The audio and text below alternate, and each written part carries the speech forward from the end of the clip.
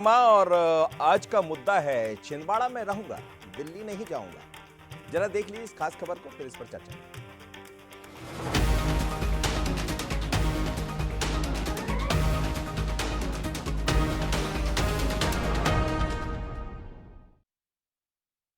ये अपना पर्यटन छुट्टी मनाने यहाँ पर आते हैं। छिंदवाड़े की जनता की परेशानी समस्याओं से उनका कोई सरोकार नहीं। कमलनाथ के गढ़ छिंदवाड़ा को फतेह करने के बाद बीजेपी ने आगे की रणनीति पर काम शुरू कर दिया है, जिसकी सिर्फ एक बानगी है सांसद विवेक बंटी साहू का ये बयान। कमलनाथ को चारों खाने चित करने की प्लानिंग कर रही बीजेपी अब छिंदवाड़ा में और सक्रिय हो गई है। पूरी सक्रियता और शिद्दत के साथ विवेक बंटी साहू ने मोर्चा संभाल लिया है। छिंदवाड़ा में बंटी साहू ही फिलहाल बीजेपी के पोस्टर बॉय हैं। वो कमलनाथ और नकुलनाथ को चुनावी पर्यटक बताकर सीधा हमला बोल रहे हैं। ये सांसद रहे, बड़े पदों में रहे, मंत्री रहे, मुख्यमंत्री रहे, इन्होंने छिंदवाड़े को सिर्फ पर्यटन स्थल समझ के रखा, लेकिन छिंदवाड़े को पर्यटन की दृष्टि से कभी आगे बढ़ाया नहीं। ये अपना पर्यटन छुट्टी मनाने यहाँ पर आते हैं। छिंदवाड़े की जनता की परेशानी समस्याओं से उनका कोई सरोकार नहीं है। कमलनाथ जी छिंदवाड़े के विधायक हैं, बताएं छिंदवाड़े की जनता से कब मिले, उनकी परेशानी समस्याओं में कब शामिल हुए, और अब तो छिंदवाड़े की जनता ने इनकी छुट्टी कर दी। अब बिल्कुल जब पर्यटन जैसे आए, छिंदवाड़े की जनता इनका मेहमानों जैसा स्वागत करेगी और फिर विदा कर देगी 2-3 दिनों में। विवेक बंटी साहू ने कमलनाथ पर बड़ा हमला बोला तो भोपाल पहुंचे कमलनाथ ने साफ कह दिया कि अब वो दिल्ली नहीं जाएंगे। कुल मिलाकर उन्होंने दिल्ली से दूरी बना ली तो बीजेपी ने फिर उनको टारगेट किया। मैं तो यहीं रहूंगा, मैं छिंदवाड़ा जाऊंगा। छिंदवाड़ा में उपचुनाव है तो छिंदवाड़ा जाएंगे, तो छिंदवाड़ा के विधायक तो हैं ही, अब जाने की बताने की जरूरत क्या है। दिल्ली जाएंगे, दिल्ली कैसे जाएंगे? दिल्ली जाने का मार्ग कहाँ है? सारे दरवाजे बंद हो चुके। कहीं से राज्यसभा से भेजे जा रहे हैं क्या? कोई कांग्रेस पार्टी का मामला है? कमलनाथ पहले भी दिल्ली जाने से इनकार कर चुके हैं। छिंदवाड़ा लोकसभा चुनाव के दौरान उन्होंने कई बार कहा कि अंतिम सांस तक छिंदवाड़ा की सेवा करेंगे। वहीं बीजेपी की अपनी प्लानिंग है। वो नाथ के गढ़ में झंडा फहराने के बाद अब विधानसभा वार अपना सिक्का जमाने की जुगत में है। नाथ का दिल्ली प्रेम खत्म हो चुका है और वो कह रहे हैं छिंदवाड़ा में रहूंगा मैं, दिल्ली नहीं जाऊंगा मैं।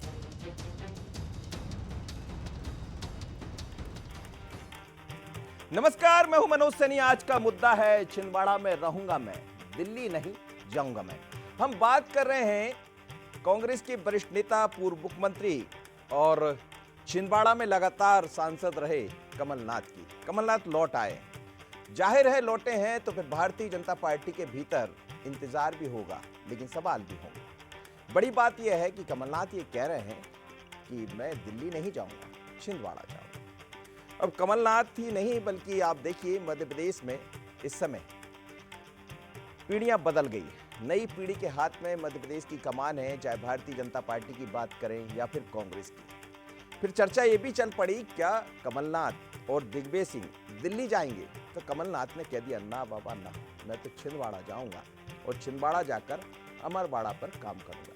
तो यही हमारा आज का मुद्दा रहेगा। समझेंगे कि आखिर दिल्ली क्यों नहीं जाना चाहते कमलनाथ और छिंदवाड़ा क्यों जाएंगे।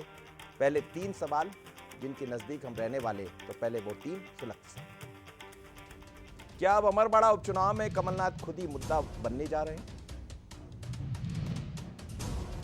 कमलनाथ और नकुलनाथ को चुनावी पर्यटक बताकर भारतीय जनता पार्टी नया एजेंडा सेट कर रही है। क्या कमलनाथ छिंदवाड़ा में रहकर एक और नई सियासी पारी खेलने का संकेत दे रहे हैं? तो यही हमारा आज का मुद्दा है। लेकिन मुद्दे पर बात करें उससे पहले मैं अपने मेहमानों से परिचय करा देता हूं। सबसे पहले स्टूडियो में मेरे साथ मौजूद हैं दिनेश गुप्ता जी, वरिष्ठ पत्रकार। सर, आपका बहुत स्वागत है। शैलेंद्र पटेल जी हैं, पूर्व विधायक, वरिष्ठ नेता कांग्रेस के, आपका भी बहुत स्वागत है।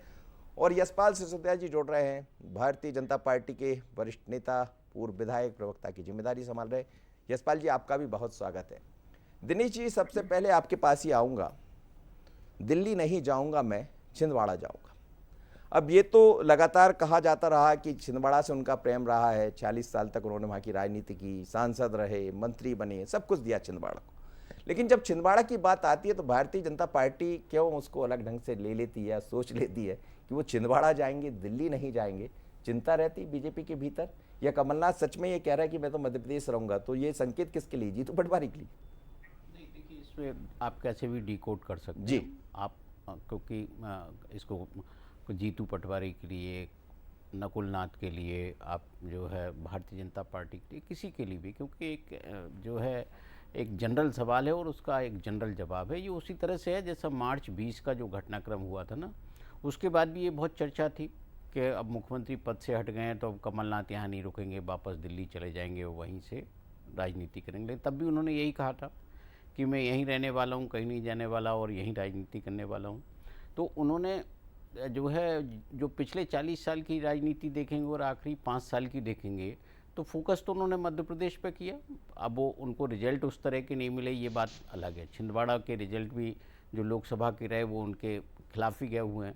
तो अभी जो उनका, क्योंकि छिंदवाड़ा में एक बार जो जिस तरह की हार हुई है, और ऐसी स्थिति में यदि वो छोड़ देंगे छिंदवाड़ा, तो नकुलनाथ के लिए तो समस्या आगे हो जाएगी। यदि उन्हें सर्वाइवल करना है तो वहीं रह के वो चीज़ों को ठीक कर सकते हैं, अन्यथा फिर ये होगा कि जो उन्होंने इतने सालों से चीज़ छिंदवाड़ा को बनाया था, वो अपना वहाँ से लगातार चुनाव लड़ते रहे तो वो उनके हाथ से निकल जाएगा। छिंदवाड़ा में रहना उनकी मजबूरी भी आप कह सकते हैं, या ये कह सकते हैं कि जो उनकी जो मौजूदा सियासत है उसमें छिंदवाड़ा के अलावा कोई दूसरी जगह मुझे दिखती भी नहीं है।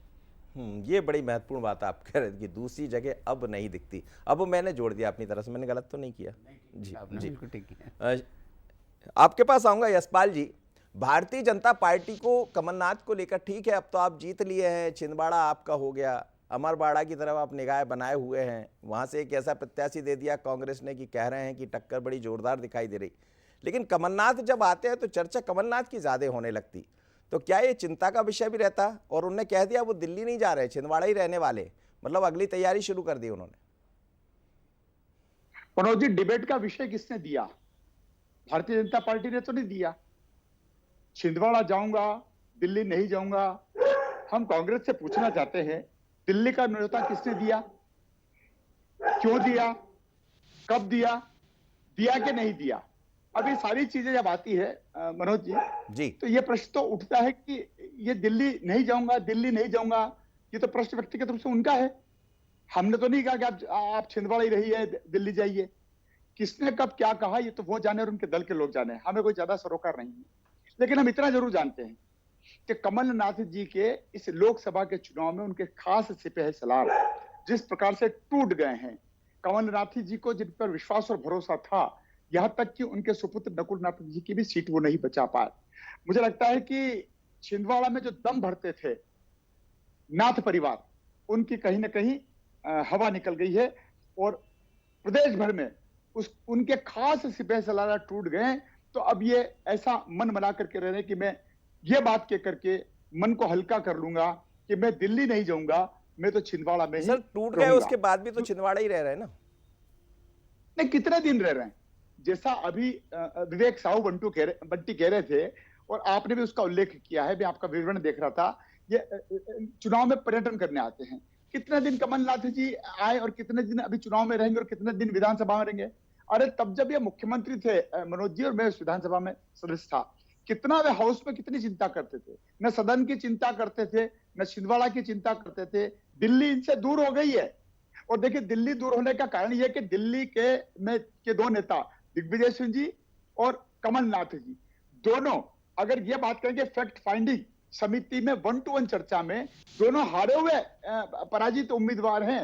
एक नकुलनाथ जी स्वयं नहीं आए, कमलनाथ जी जिन्होंने पूरी चुनाव की जिम्मेदारी ली थी, वरिष्ठ नेता हैं, वो भी समिति के सामने नहीं गए और दिग्विजय सिंह जी भी नहीं गए। अब ये सारा चित्र विवरण बता रहा है कि कहीं ना कहीं जीतू पटवारी जी जिस प्रकार से संगठन चला रहे हैं, कहीं ना कहीं दिग्विजय सिंह जी को भी और कमलनाथ जी को भी ये नागवार गुजर रहा है। और समिति मनोज जी कोई हल्की नहीं थी। देखिए, पृथ्वीराज चौहान उसमें सदस्य थे, जिग्नेश मेवाड़ी उसमें सदस्य, उड़ीसा के सांसद सप्तगिरी उल्का उसमें समिति थी। हारे हुए विधायकों का 1-to-1 हो रहा है और उस 1-to-1 में अनेक प्रकार की बातें आ रही है, लेकिन दोनों नेता वहां नदारद थे। ये सारा परिदृश्य बता रहा है कि कहीं ना कहीं अंदर खाने में कांग्रेस में वाद और विवाद है।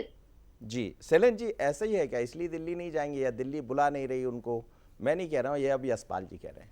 देखिए, यशपाल जी कुछ भी कह सकते हैं और भारतीय जनता पार्टी के प्रवक्ता होने के नाते जो अजम्पशन वो लगाए ठीक है, क्योंकि अब वो मीटिंग में तो थे नहीं। प्रदेश कार्यालय में क्या होता उन्हें तो नहीं पता होगा ना। जैसे हम भारतीय जनता पार्टी कार्यालय में क्या हो रहा है, मोहन यादव जी कितने दिन टिकेंगे नहीं टिकेंगे, हमें थोड़ी पता है। उनके ही लोग बात करते तो उन बातों में क्या रखा है। कोई कह रहा है कि यूपी चुनाव के बाद चले जाएंगे, कोई कह रहा है कि अभी चले, ये सब बातें कोई महत्व नहीं रखता। देखिए, छिंदवाड़ा की जहाँ तक बात है, कमलनाथ जी वहाँ से विधायक हैं यशपाल जी, और उन्होंने कहा मैं छिंदवाड़ा जा रहा हूँ और निश्चित रूप से वहाँ चुनाव हो रहा है, चुनाव के प्रचार के लिए वो जा रहे हैं। और जहाँ तक वहाँ पर्यटन करने आते हैं तो पर्यटन एक बार करता है आदमी, 2 बार करता है, 40 साल तक तो कोई पर्यटन करता नहीं है। अब बड़ी सरल और सहज सी बातें, अब आपको प्रेजेंटेशन कैसे कर देते हैं और सब तो पर्यटन के लिए आते हैं। पर्यटन कितने दिन तक करते हैं अपन, कभी जाएंगे 2 दिन 4 दिन 8 दिन 20 दिन, कितने दिन तक? 40 साल से पर्यटन तो नहीं हो सकता। और जो लगातार उस क्षेत्र की जनता ने उन्हें जिताया है, 2 चुनाव वो निश्चित रूप से हारे हैं। ये बात एक उनकी पत्नी उस समय अलका जी हारी थी और दूसरा चुनाव नकुल नाथ जी हारे। इसका ये मतलब नहीं है कि पॉलिटिकल कैरियर खत्म हो गया। 40 साल तक लगातार उस क्षेत्र से जीतना, वहां के विधायकों को जिताना, उस क्षेत्र में लगातार राजनीति करना, उनके और पूरे देश में एक छिंदवाड़ा को अग्रणी ले जाना, वहां पे विकास के नए नए कार्य करना, ये सब चीजों से कोई भी नहीं नकार सकता। और कोई पर्यटन करने आता है वहां पे काम नहीं करता क्योंकि उससे कुछ जगह से मतलब नहीं होता है। और जो व्यक्ति जहां से राजनीति करता है वहां पे लगातार विकास के कार्य कराता है, वहां के लिए लगातार लड़ाई लड़ता है। छिंदवाड़ा से वो विधायक है, विधानसभा भी इसी नाते गए थे, नहीं तो कैसे जा पाते अगर नहीं होते तो। विधानसभा के सत्र में इसीलिए गए थे ना कि वहां के विधायक हैं। और अमरवाड़ा कल जा रहे हैं लगातार प्रचार के लिए, अभी तक नहीं थे तो भारतीय जनता पार्टी कह रहे थे अभी तक कमलनाथ नहीं दिख रहे हैं, जा रहे हैं तो वो कह रहे कि वो तो छिंदवाड़ा में रहेंगे। तो ये पहले डिसाइड कर लें वो क्या चाहते हैं, और उनके चाहने नहीं चाहने से नहीं। लेकिन एक जो सवाल सामने आ रहा है जिसमें कि बैठक होती फैक्ट फाइंडिंग की, उसमें कमलनाथ भी नहीं आते हैं और दिग्विजय सिंह भी नहीं आती, तो मौका तो मिलेगा बीजेपी को, वो तो पूछेगी कि भाई बिल्कुल मनोज जी, क्योंकि सभी नेता तो आए, बताए फैक्ट, वहां के फैक्ट कौन बताएगा कि हम क्यों हार गए। आपका सवाल लाजमी है। देखिए, राज्यसभा चल रही थी, दिग्विजय सिंह जी दिल्ली में थे और फैक्ट फाइंडिंग कमेटी के मेंबर्स हैं, उन्होंने वहां पे चर्चा की थी।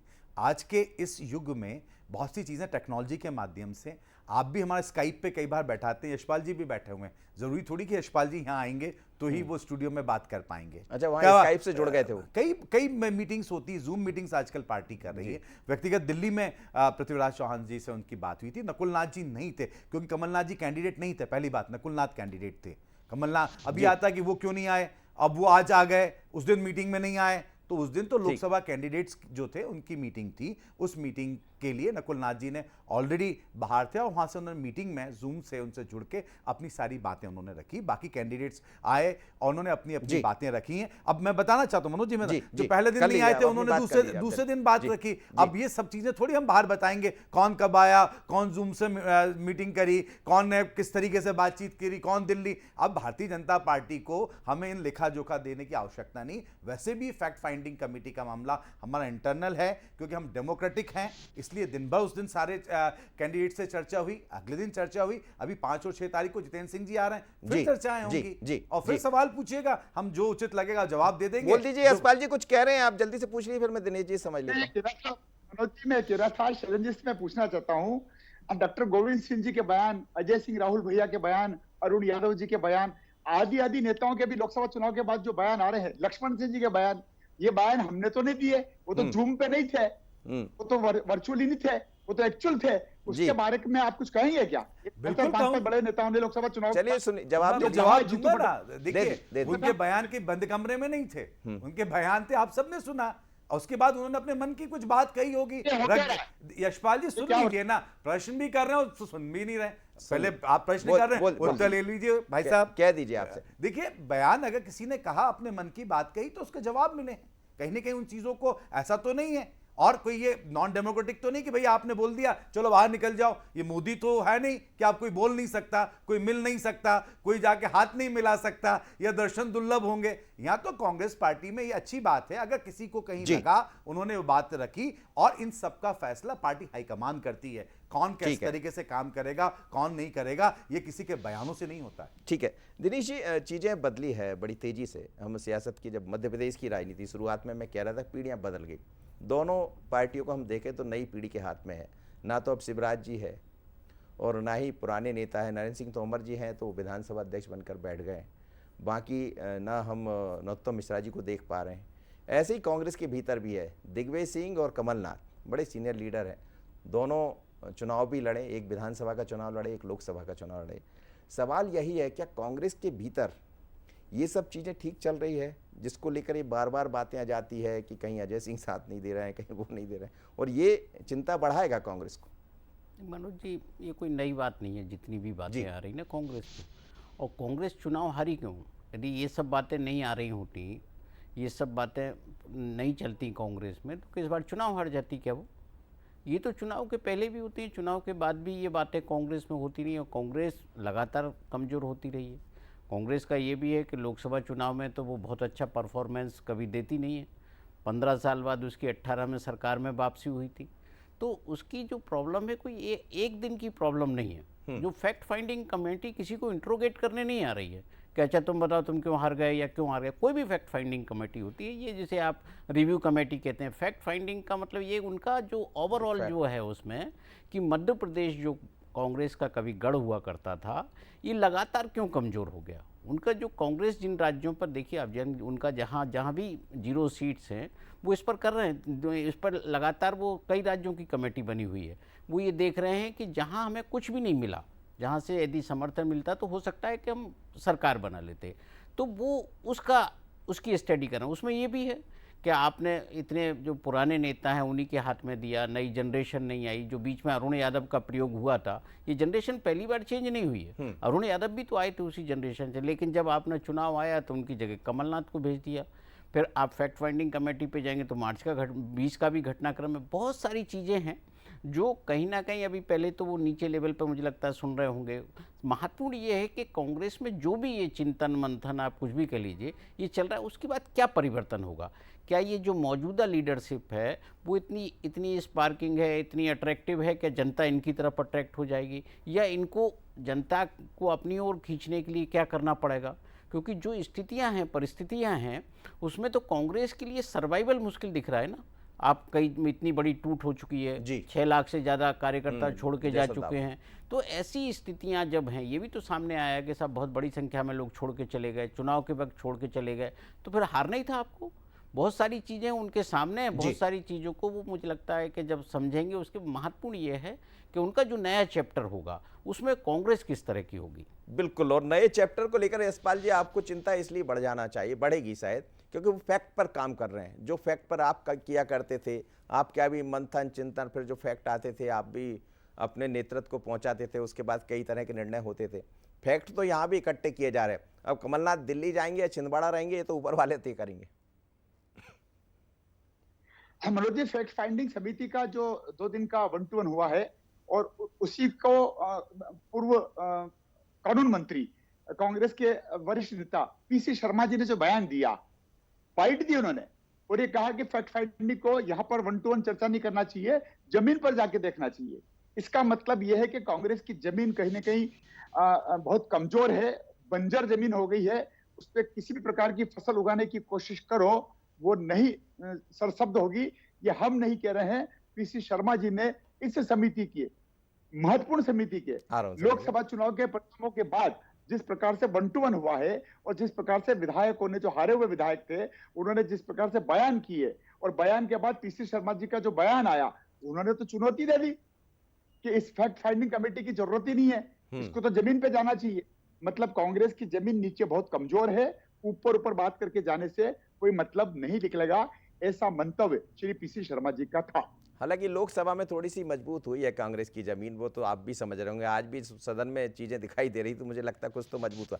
सैलिन जी, आप कुछ कहना भी चाह रहे थे, और सवाल यही है कि दिल्ली जाएंगे कमलनाथ जी या मध्य प्रदेश रहेंगे, दिग्विजय सिंह जी दिल्ली जाएंगे या मध्य प्रदेश रहेंगे, ये आप बता सकते हैं। देखिए, पहला जो यशपाल जी ने सवाल उठाया, पीसी शर्मा जी ने कहा तो हम सिक्के के 2 पहलू होते हैं, आप जिस रूप से देखना चाहें। और निश्चित रूप से यशपाल जी वही चेहरा देखेंगे ना, नेगेटिव वाला। पॉजिटिव तो उनको देखना नहीं, क्योंकि अब उनकी पार्टी का नहीं, कांग्रेस का मामला है, उस चीज़ की तारीफ क्यों करेंगे। उसमें ये भी तो है, अगर पीसी शर्मा जी ने कहा है तो कांग्रेस पे ऑलरेडी वर्क कर रही है। जैसे मैंने कहा, फैक्ट फाइंडिंग कमेटी आई थी, जिन्होंने लोकसभा कैंडिडेट से और जो हमारी पॉलिटिकल अफेयर कमेटी, उनसे 2 दिन तक चर्चा करी। अब जितेंद्र सिंह जी और सुरजेवाला जी आने वाले हैं, वो विधायकों से और जो कैंडिडेट्स हैं उनसे और अन्य नेताओं से बात करेंगे। ये एक हो गया। अगले स्टेप में जिले में, ब्लॉक में और नीचे तक कांग्रेस पार्टी कमेटी जाएगी। अब देखते जाएं, समय लगेगा ना, एक ही दिन तो सारी चीजें नहीं हो सकती। और लगातार आपको इस बात के लिए भी, ठीक है आप अप्रिशिएट करें या ना करें, लेकिन पत्रकार होने के नाते दिनेश जी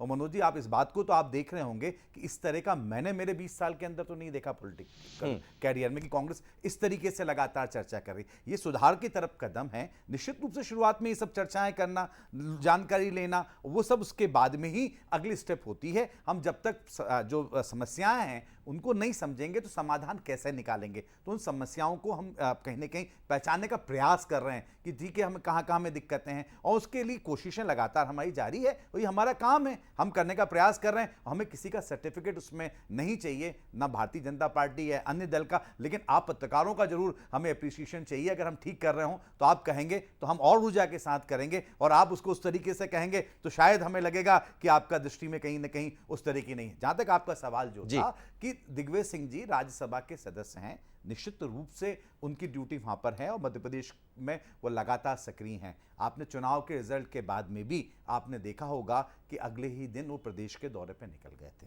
तो जो जहां जिस प्रदेश का होता है उसकी जिम्मेदारी वहां पर होती है।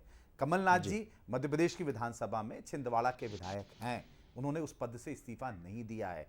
तो निश्चित रूप से मध्य प्रदेश की राजनीति में दोनों का अपना अपना महत्व है। वो उनका एक वरिष्ठ है, अनुभव है, और उस वरिष्ठता का अनुभव का लाभ निश्चित रूप से कांग्रेस पार्टी मध्य प्रदेश में नहीं देश में भी लेगी। अब ऐसा तो है नहीं, अब ऐसा ही कुछ होता तो अब शिवराज जी मध्य प्रदेश में हम कहेंगे कि मुख्यमंत्री अब दिल्ली चले गए। ये तो ये राजनीति में आला कमान निर्णय करता है। नरेंद्र तोमर जी दिल्ली से भोपाल आ गए तो क्या डिमोशन हो गया क्या? तो ये तो समय काल परिस्थितियों में हर दल अपने अपने हिसाब से निर्णय लेता है। चलिए शैलेंद्र जी, आप बिल्कुल समाधान खोजते रहिए, हम भी चाहते कि कोई अच्छा समाधान निकले और आपकी पार्टी, क्योंकि लोकतंत्र में बहुत जरूरत है दोनों दल मजबूत रहें, भारतीय जनता पार्टी भी और कांग्रेस भी। हाल ही में जो लोकसभा चुनाव हुए उसमें जनता ने यही दिखाया और उसका असर भी दिखाई दे रहा। हम तो चाहते हैं मध्य प्रदेश में भी आप खूब मजबूत हों। सरकार जिसकी बनना नहीं बनना ये तो जनता तय करती है, और इस बार भी तय कर दिया। बहुत धन्यवाद आप तीनों मेहमानों का, यशपाल जी आपका, शैलेंद्र जी आपका और दिनेश जी आपका। लेकिन जब हम क्रिकेट की बात करते हैं तो विराट कोहली और रोहित शर्मा संन्यास ले लेते हैं। वो कहते हैं अब हम T20 नहीं खेलेंगे। पर जब सियासत या राजनीति की तरफ जाते हैं तो चीज़ें बदल जाती हैं। यहाँ संन्यास नहीं होता, यहाँ मार्गदर्शन मिलने लगता है। पर आगे वाली राजनीति, जो आने वाली राजनीति है मध्य प्रदेश की, चाहे बीजेपी की हो या कांग्रेस की, या वास्तव में कमलनाथ दिल्ली जाएंगे या छिंदवाड़ा। आज इतना ही, मुझे दीजिए इजाजत। बने रहिए बंसनी पर और छत्तीसगढ़ आज का मुद्दा में देखिए गुटबाजी पर घमासान निकलेगा समाधान। नमस्कार।